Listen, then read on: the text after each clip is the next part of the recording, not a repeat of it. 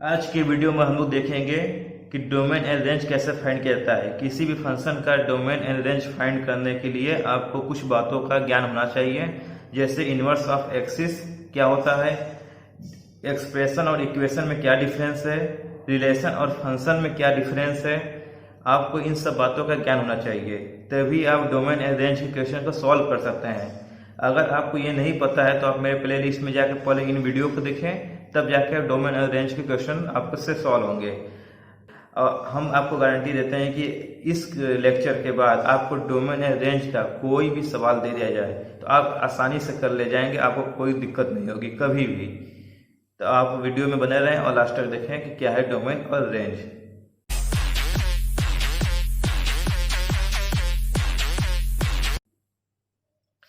हमारे पास दो इक्वेशन है, एक है fx = x - 2/3 - x। इसमें हमको रेंज फाइंड करना है, और दूसरे में क्या है कि हमको डोमेन और रेंज दोनों फाइंड करना है, fx = √16 - x²। तो हम पहले सेकेंड क्वेश्चन को सॉल्व करते हैं। इसमें पहले रेंज और डोमेन को देखते हैं। तो y = यहाँ पर सॉल्व करते हैं इसको, √16 - x² है। तो इसमें हम क्या करते हैं कि पहले डोमेन देखने के लिए ये जानना पड़ता है कि x का कौन कौन सा वैल्यू हम इसको दे सकते हैं। वही वैल्यू का जो सेट होता है वो डोमेन कहलाता है। सेट क्या होता है कि वस्तुओं का कलेक्शन या किसी नंबर का कलेक्शन को सेट बोलते हैं। तो इसमें कौन कौन सा नंबर हम इनपुट दे सकते हैं, x के स्थान पे उस नंबर को रख सकते हैं, उनका कलेक्शन ही डोमेन कहलाता है। और रेंज क्या होता है कि जो x के वैल्यू रखने पे हमें एक यूनिक y मिलेगी, तो उनका कलेक्शन हमें रेंज कहलाता है। अब हम देखते हैं कि हम x की कौन कौन सी वैल्यू दे सकते हैं। ऐसे देखने में तो लगता है कि हम x को की सभी वैल्यू दे सकते हैं, इसमें क्या प्रॉब्लम है। लेकिन प्रॉब्लम दोस्त वहाँ होती है कि हमारे क्वेश्चन में, हमारे बुक में लिखा होता है कि x belong to r। Problem इसी जगह से चालू होती है कि x को हम सिर्फ रियल ले सकते हैं, रियल नंबर। रियल नंबर आपको पता है कि -∞ से +∞ तक होते हैं। इसमें से किसी भी वैल्यू को हम इसमें पुट कर सकते हैं, ठीक है। कहीं कहीं लिखा होता है कि x बिलोंग टू r+, मतलब कि हम पॉजिटिव रियल नंबर ले सकते हैं। r-, कहीं भी लिखा होता है x बिलोंग टू i, मतलब कि x की सिर्फ हम इंटीजर वैल्यू ले सकते हैं। इन कंडीशन के वजह से इस फंक्शन का डोमेन एंड रेंज बदल जाता है। लोग इस पर ध्यान नहीं देते हैं कि x हमारा कहाँ से कहाँ तक है। इस वाले केस में हम लेते हैं x बिलोंग टू r -∞ से +∞ तक, ठीक है। तो इस केस में क्या होता है ना कि अंडर रूट में नेगेटिव नहीं आनी चाहिए। अगर अंडर रूट में नेगेटिव आ गया तो इसको कहते हैं ये इमेजिनरी नंबर है, ये इमेजिनरी नंबर है। अब ये क्या होता है, आप अपने बुक में कॉम्प्लेक्स नंबर जब आप देखेंगे ना तो उसमें लिखा होता है i = -1।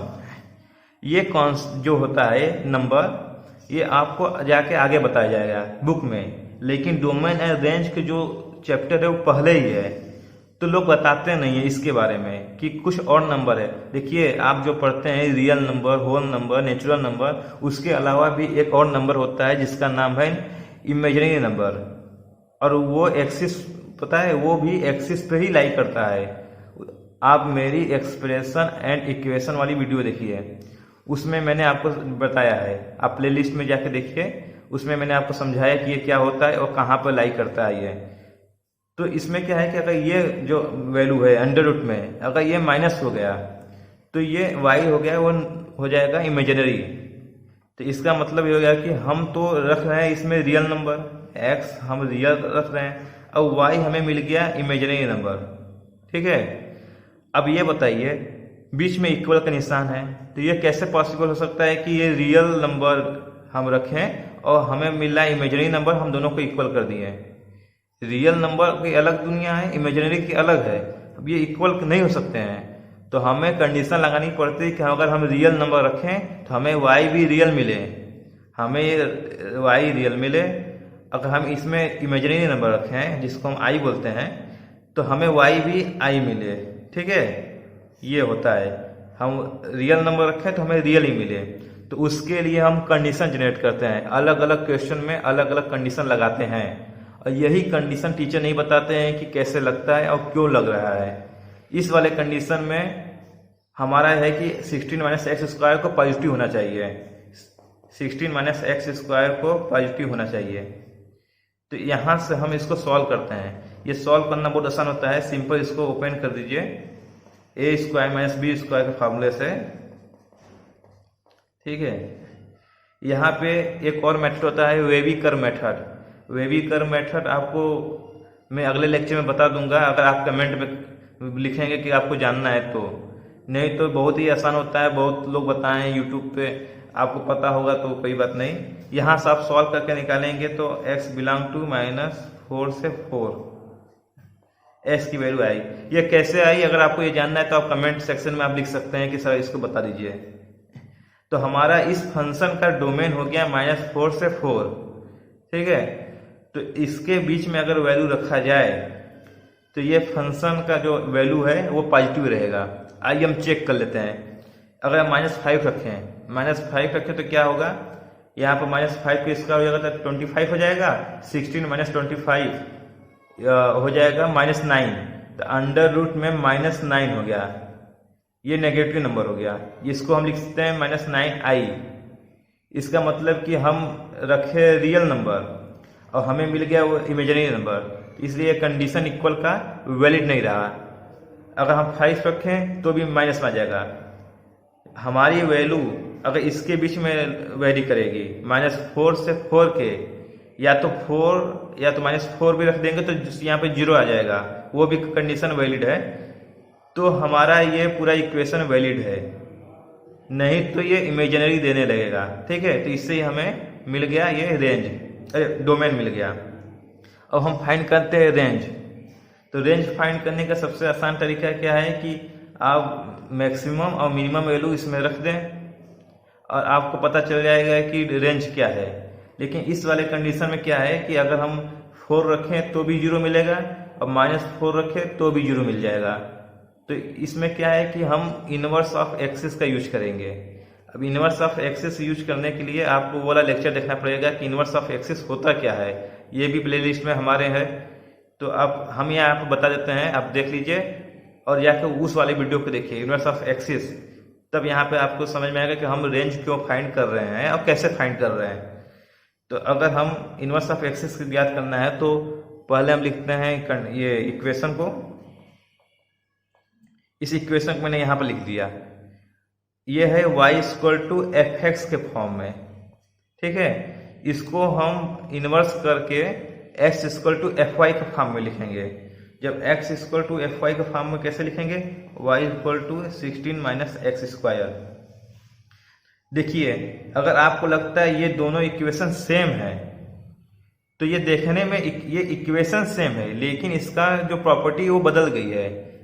हम ये प्रॉपर्टी सेम नहीं है। आप बगल में देख सकते हैं कि मैंने इसका ग्राफ बनाया है कंप्यूटर द्वारा। लोगों को ये इसी जगह प्रॉब्लम हो जाती है, उनको लगता है ये दोनों सेम है। ऐसा उनको क्यों लगता है, क्योंकि उनको फंक्शन और रिलेशन में डिफरेंस नहीं मालूम है, इसलिए उनको लगता है कि ये दोनों सेम है, लेकिन ये सेम नहीं है। ये इसका वैल्यू सेम है, ये इक्वेशन सेम है, लेकिन इसका जो फिनोमेना होता है ना, प्रॉपर्टीज, वो सेम नहीं है। अब देखिए यहाँ से हम x = fy के फॉर्म में लिखेंगे तो कैसे लिखेंगे, x = 16 माइनस वाई स्क्वायर, ये अंडर रूट में, ठीक है। अब इस फंक्शन का हमें डोमेन निकालूंगा। जो इस फंक्शन का जो डोमेन होगा वही इस फंक्शन का रेंज हो जाएगा। और ये क्यों होगा मैंने पहले ही बता दिया कि आप प्ले लिस्ट जाकर देखेंगे तभी आपको समझ में आएगा, नहीं तो कोई भी दुनिया का इंसान बता दे आपको डोमेन रेंज, आपको नहीं समझ में आने वाला, क्योंकि आपका कॉन्सेप्ट जब क्लियर नहीं होगा तो कैसे समझ में आएगा।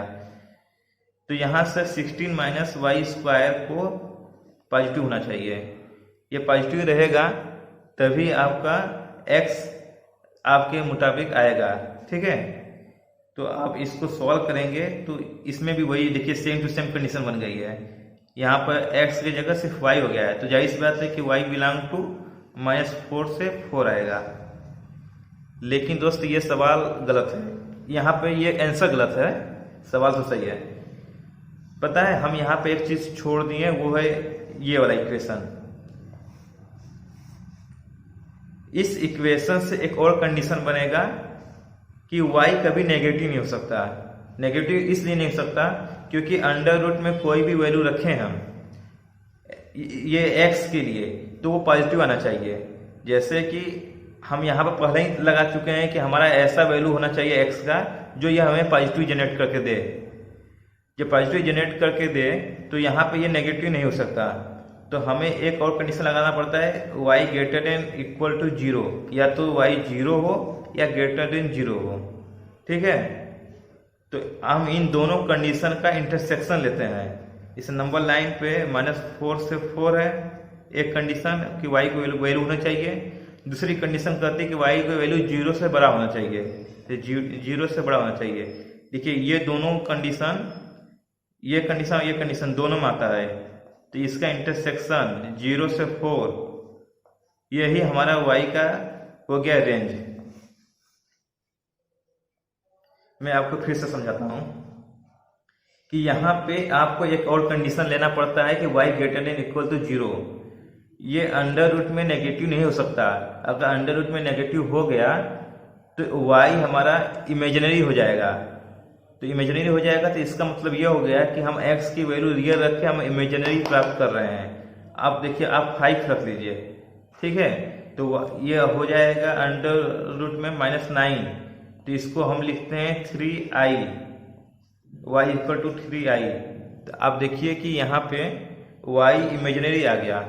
ये आपको पढ़ाया जाएगा कॉम्प्लेक्स नंबर में, तो इसलिए आपको अभी नहीं समझ में आएगा, लेकिन आप जाके कॉन्सेप्ट वाले वीडियो में देख लेंगे इसका प्लेलिस्ट में, तो आपको समझ में आएगा कि मैं कहना क्या चाह रहा हूँ। तो इस सवाल को इस तरह सोचते हैं, इसमें कितना कॉन्सेप्ट है ये कोई नहीं पता है। अब इसमें देखिए, इसमें रेंज निकालना है तो हमें सिर्फ y की वैल्यू देखना है, x की नहीं, क्योंकि x की वैल्यू का जो कलेक्शन होता है उसको हम डोमेन बोलते हैं, और जो y का कलेक्शन होता है y की वैल्यू का, उसको हम रेंज बोलते हैं। तो पहले हम, ये है y इक्वल टू fx के फॉर्म में, अब इसको हम चेंज करके x इक्वल टू fy के फॉर्म में लेंगे। तो पहले इसको हम चेंज कर लेते हैं। आप इसको सॉल्व करिएगा, आपको ये मिल जाएगा। देखिए, इसके बाद लोग बोलते हैं कि अगर इस फंक्शन का रेंज निकालना है तो जब ये y इक्वल टू fx को हम x इक्वल टू fy में जब बदल देते हैं तो इसका हम डोमेन देखते हैं। इसका जब डोमेन देखेंगे तो जो डोमेन आएगा वही बोल देंगे कि इस फंक्शन का रेंज है। ठीक है, तो इसमें क्या है कि डोमेन में देखेंगे कि हम y क्या नहीं ले सकते हैं। y हम क्या नहीं ले सकते हैं, तो हमेशा हम इन्फिनाइट नंबर से बचते हैं। अगर y इक्वल टू -1 हो गया तो ये इन्फिनाइट हो जाएगा, नंबर इन्फिनाइट वैल्यू देगा, तो इसलिए हम बोल देते हैं कि 1 plus y not equal to 0 होना चाहिए। तो y नॉट इक्वल टू -1 यहाँ पे रहेगा। तो अगर इसमें -1 रखा जाए तो x इक्वल टू इन्फिनाइट हो जाएगा। तो इसलिए हम बोलते हैं कि हमारे जो डोमेन में, इस फंक्शन के डोमेन में -1 नहीं रहेगा। रियल नंबर मतलब कि पूरा नंबर हम लिख सकते हैं, कोई भी y का मान लिख सकते हैं, सिर्फ एक को छोड़ के जिसका नाम है -1। ठीक है, ये इस फंक्शन का डोमेन है।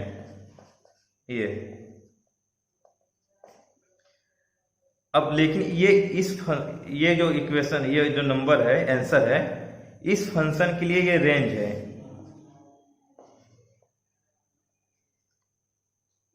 इस बात को समझने के लिए आपको जाकर अब देखना पड़ेगा उसमें कि ये इनवर्स ऑफ फंक्शन में, पता है यहाँ पे y इक्वल टू -1 क्यों नहीं हो सकता। आप रिवर्स सोचिए, देखिए y इक्वल टू -1 आप रखेंगे तो x इन्फिनाइट हो जाएगा। तो इसका मतलब यह है कि अगर इस इक्वेशन में s इन्फिनाइट रखें तो fx का मान हमें -1 मिलेगा। x का कोई ऐसा वैल्यू नहीं है, x बिलोंग टू जब रियल है तो रियल में ऐसा कोई भी वैल्यू नहीं है जिसको रख के fx को -1 ले आया जा सके। सिर्फ एक ही वैल्यू है, वो है इन्फिनाइट। इन्फिनाइट रखने से ही ये fx -1 होगा। तो ये बताइए कि इन्फिनाइट नंबर तो हम कभी रख ही नहीं पाएंगे। जब रख ही नहीं पाएंगे तो fx -1 होगा ही नहीं, तो जो हमारा आउटपुट में कभी आएगा नहीं। तो जब आउटपुट का हम सेट बनाएंगे तो उसमें से -1 गायब रहेगा। तो आप देखिए कि पूरा रियल नंबर तो आएगा लेकिन -1 गायब रहेगा उसमें से। तो जो इसका कलेक्शन रहेगा वही तो डोमेन कहलाता है। तो इसलिए इस फंक्शन को इन्वर्स करके इसका जब हम डोमेन निकालते हैं तो ये जो मेन फंक्शन का ये रेंज जाता है। तो हम इसलिए लिख देते हैं कि y बिलोंग टू इतना, y बिलोंग कर रहा है रियल नंबर, बस -1 को छोड़ के। -1 क्यों नहीं आएगा? क्योंकि हम x = इन्फिनाइट कभी रख ही नहीं सकते हैं, और y -1 लाने के लिए इसमें इन्फिनाइट नंबर रखना ही पड़ता है। ये है डोमेन और रेंज का कॉन्सेप्ट कि हम x का वैल्यू कौन सा रख सकते हैं, y की वैल्यू कौन सा रख सकते हैं। अगर आपको ये वीडियो समझ में आई, अगर आपको कुछ भी समझ में आ रहा है तो आप मेरे चैनल को सब्सक्राइब एंड लाइक कर दीजिए। मैं आपको आगे एडवांस सवाल बताऊंगा, उसमें आपको सिर्फ सवाल हल सॉल्व करवाऊंगा। उसमें ये नहीं बताऊंगा कि आप जाकर वीडियो देखिए या तो आप कुछ करिए। आपको डोमेन एंड रेंज का पूरा एक एक सवाल, एक एक कॉन्सेप्ट अब मैं आपको बता के जाऊंगा।